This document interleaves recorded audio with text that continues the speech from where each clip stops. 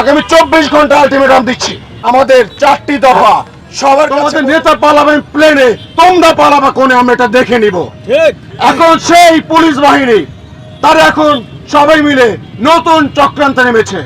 তারা এখন নানা রকম দফা দাবি নিয়ে নেমেছে। তারা এখন ল অ্যান্ড অর্ডার ব্রেক করে তারা নেমেছে, বলছে তারা কর্মস্থলে ফিরবে না যতক্ষণ পর্যন্ত তাদের দাবি না মেনে হয়। তারা বলছে তাদের যারা শহীদ পুলিশের মধ্যে যারা শহীদ হয়েছে, আরে ভাই শহীদ তো তারা হয় যারা জালেমের বিরুদ্ধে লড়াই করে মারা যায়, অস্ত্রের মুখে পড়ে মারা যায়, তারা হয় শহীদ। তোরা কিসের শহীদ?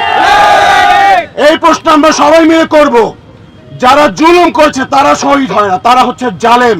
এবং যে পুলিশ সদস্যরা নির্বিচারে ছাত্রদেরকে খুন করেছে, এখন তারা ষড়যন্ত্রের ফাঁদ পেতে তারা বুঝে গেছে যে বাংলাদেশের জনগণ সেই সকল স্বৈরাচারের দোষরদেরকে কোনোভাবে ছাড় দেবে না। তখন তারা এখন আপনারা দেখেছেন সকল থানা থেকে পুলিশ চলে গেছে, পুলিশ লাইন থেকে পুলিশ চলে গেছে। আর একটা ব্ল্যাকমেইল যখন তাদের বিট্রেটা করা দরকার ছিল ফ্যাসিস্ট হাসিনার বিরুদ্ধে, তখন তারা সেটা না করে এখন বিট্রেটা করছে সাধারণ ছাত্র জনতার বিরুদ্ধে। এখন এটা বলতে পারি আমরা একটা ব্ল্যাকমেইল।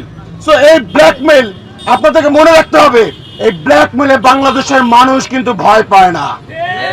বাংলাদেশের ছাত্র জনতা এই ব্ল্যাকমেইল ভয় পায় না। সবাইকে মনে রাখতে হবে, আপনারা যদি এখন কর্মস্থলে না ফেরেন, যে 1.5 লক্ষ মানুষ এই যে হত্যাকাণ্ডের সঙ্গে যুক্ত ছিল, এই গণহত্যার সঙ্গে যুক্ত ছিল, যে 1.5 লক্ষ মানুষ এখন বিট্রে করছেন, মনে রাখবেন বাংলাদেশে এখন 26 লক্ষ বেকার রয়েছে। সবাইকে আমরা বলবো ওদের বাদ দিয়ে দিতে। আমাদের যারা ছাত্র জনতা আছে, মেধাবীরা আছে, তাদেরকে আমরা প্রস্তুত থাকতে বলবো আপনারা রেডি থাকেন, আমরা আমাদের দেশ আমাদের মতো করে সাজিয়ে নিব ইনশাআল্লাহ। আপনারা জানেন গত একটা সপ্তাহ আমরা প্রত্যেকে নির্ঘুম কাটিয়েছি, চোখের নিচে প্রত্যেকের কালো দাগ, মাথা সবার একদম স্থির হয়ে গেছে। এখন আমরা সুস্থ স্বাভাবিক চিন্তা করতেও এখন টেনশন হচ্ছে। আপনারা জানেন রাতের বেলা তারা ভয় দেখাচ্ছে, রাস্তায় নেমে গুলি করছে। এই কিসের কার এই তথ্য কিন্তু আমরা সব জানি আসলে কোন যদি আপনারা মনে করেন বাংলাদেশের মানুষ বোকা, জানে এই হত্যাকাণ্ড কারা করেছে এবং সাধারণ মানুষের উপরে কারা নির্যাতন করেছে, কারা আর্মিদের উপর গুলি চালিয়েছে এবং কার ভয়ে পুলিশরা আজকে ব্যারাক থেকে পালিয়ে গেছে। মনে রাখবেন আমরা কিন্তু সব রকম তথ্য আমাদের কাছে সংগ্রহ করে রেখেছি।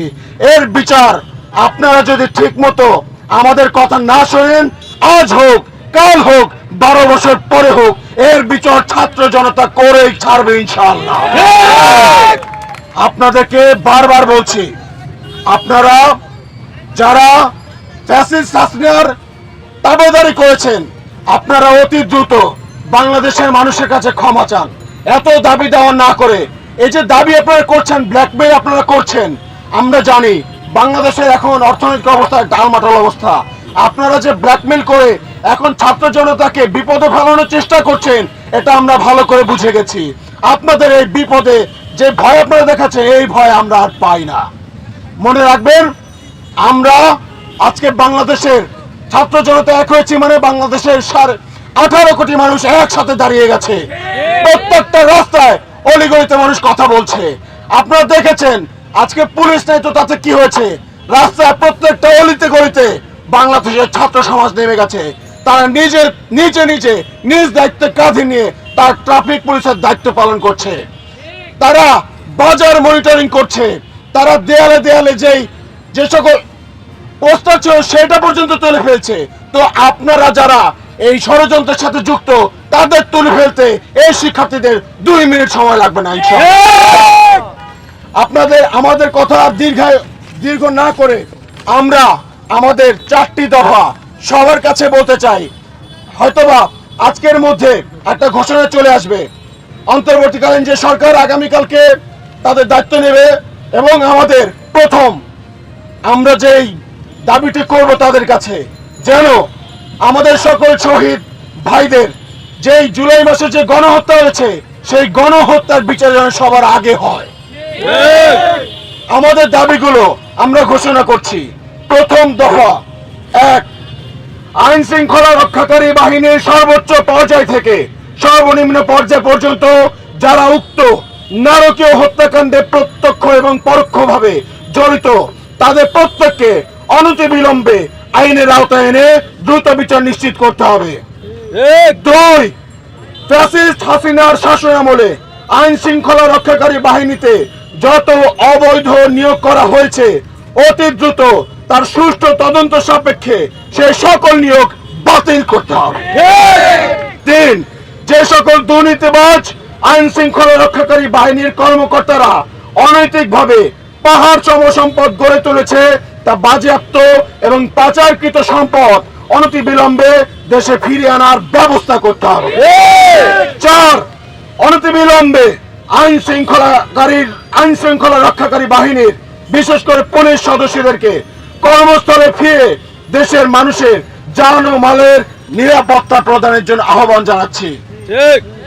বাংলাদেশের পুলিশ, আমরা বিশ্বাস করি যারা আপনারা কনস্টেবল পর্যায়ে ছিলেন আমরা জানি যে আপনারা হুকুম পালন করেছেন শুধুমাত্র, তবে যে ছেলেটা রামপুরায় রেলিং এ ঝুলেছিল, প্রাণ বাঁচাতে ঝুলেছিল, তাকে যে আপনারা গুলি করলেন, আপনার মনে কি একটু মায়া জাগে নাই?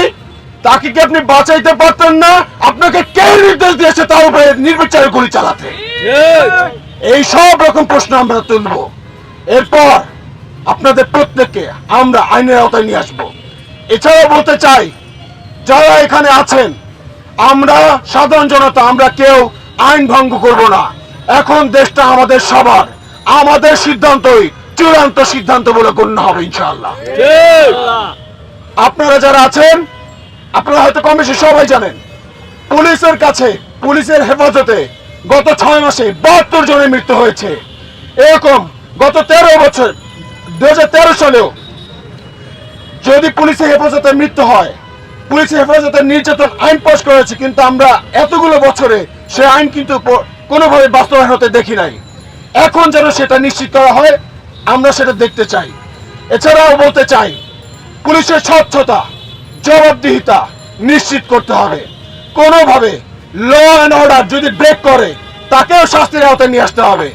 এবং যদি কেউ কোনোভাবে কোনো রকম পুলিশ সদস্য তারা যদি আবার ফিরে আসে, দেশের শান্তি রক্ষায় তারা কাজ করতে চায়, তারা যদি কোনোভাবে ঘুষ, খুন, অন্যায়ের সাথে যুক্ত হয়, লিপ্ত হয়, বাংলাদেশের মানুষ তখন সবাই মিলে তাদেরকে সমুচিত জবাব দেবে আইনের মাধ্যমে ইনশাআল্লাহ। আমি আগামী 24 ঘন্টা আলটিমেটাম দিচ্ছি, যদি আগামীকালকে অন্তর্বর্তীকালীন সরকার ক্ষমতায় এসে প্রথম যদি গণহত্যা বিচার যদি তারা না করে, আগামী রবিবার থেকে শহীদ পরিবার যারা ছিলেন, শহীদ আবু সাইদ, মুগ্ধ, শ্রাবণ সহ সকল শহীদ পরিবারের শিক্ষার্থী ছিল, তাদের বাবা মা, অভিভাবক, আত্মীয় স্বজন, বাংলাদেশের সর্বস্তরের নাগরিকদের নিয়ে আমরা আমাদের সর্বোচ্চ আন্দোলন এবং প্রতিরোধ গড়ে তুলব ইনশাআল্লাহ। আমি আমার বক্তব্য দীর্ঘ না করে এটুকু বলতে চাচ্ছি, বাংলাদেশ আমাদের, এটা রক্ষা করার দায়িত্ব আমাদের, এটা সুন্দর করে সাজানোর দায়িত্ব আমাদের। জয় আমাদের হবে ইনশাআল্লাহ।